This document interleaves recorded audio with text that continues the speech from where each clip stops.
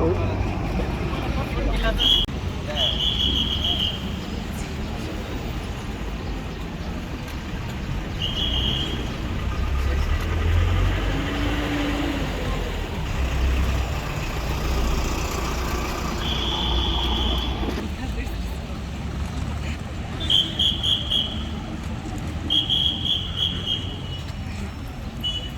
was there, and by March it was already there in a very big way. So the time for planning was not much there, and then this is a disaster that nobody had imagined that it will come in such a way. We are all used to disasters like in Northeast, more of landslides, and we have this fire disaster. But something like a pandemic striking us in this manner, I think nobody ever, even in his wildest dreams, would have thought that something like this ever happened. But it came, and that has taught us that we should be prepared for everything. But the type of response then, once it came us, disaster was already there in front of us, how do we react to that? And my appreciation goes to each and every person involved, particularly our medical fraternity, who rose to that occasion and did whatever they could do to ensure that we could save as many lives as possible, and also those who fell ill and got infected, we could try to get them recovered and get back to normal life. And in this whole scenario, we can all understand how much the Army Medical Corps have also done. In fact, I know how much they do and what they are capable of doing. And as you all know, they're the largest medical organization in the world, maybe the world, I think. India, if you're largest in India, I think definitely the largest in the world. So every nook and corner there in the country, in very remote areas, and they are also the front line in those areas, not only serving the service personnel, which they are supposed to do, but also extending their services to all the civilians also who came in contact with them and who needed services.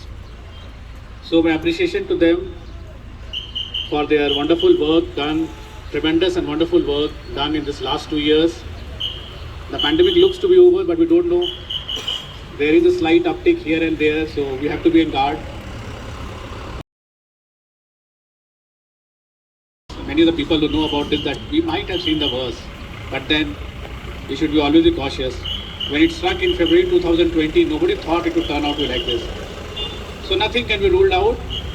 Okay, things are looking good, but then we have to be on guard. Continue keeping guard, and maybe this is a lesson to us, this pandemic, that we should be always on guard. So my appreciation to them for the wonderful work that they did, and also for thinking of carrying out a medical motorcycle expedition like this. As you all know, we are also celebrating our 75 years of India's independence. So under that theme, Azadi Ka Amrit Mahotsav, they are doing this. They are visiting all our northeastern states. They've already, as mentioned by the team leader, they have visited quite a few states. And after Nagaland, they will go to Assam and then again to en route beyond that to Arunachal. So my best wishes to them for this wonderful exhibition. Also, they have thought about. You get to know people, and also in a way you make people know the good work, the tremendous work being done by you. So we are very glad to welcome you here. We are happy that you are crossing Nagaland and chose it a part of your expedition. Here also, as our doctors, they rose to the occasion, they did everything they could do. When people were trying to just close themselves in the rooms and just to escape the pandemic, they were the ones, the frontline workers and doctors the most, who were, in spite of the family, they're coming out and trying to save others. So such a thing, selfless service, you know how the doctors have done. When everyone else was trying to just shut himself out and escape the pandemic, they had no, they couldn't do that. They were there, in spite of the family, they were coming out, especially when the time when there were no vaccines.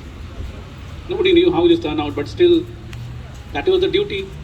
So such selfless duty they have given, and as one said, it's a war, a silent war, and they were there. Some unfortunately perished also.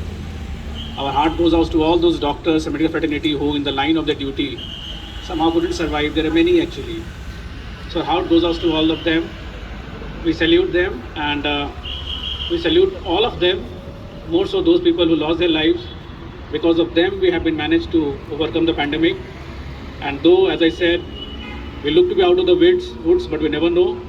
We continue to take guidance from them, and I'm sure that if anything happens in the future also, they'll come out with flying colors.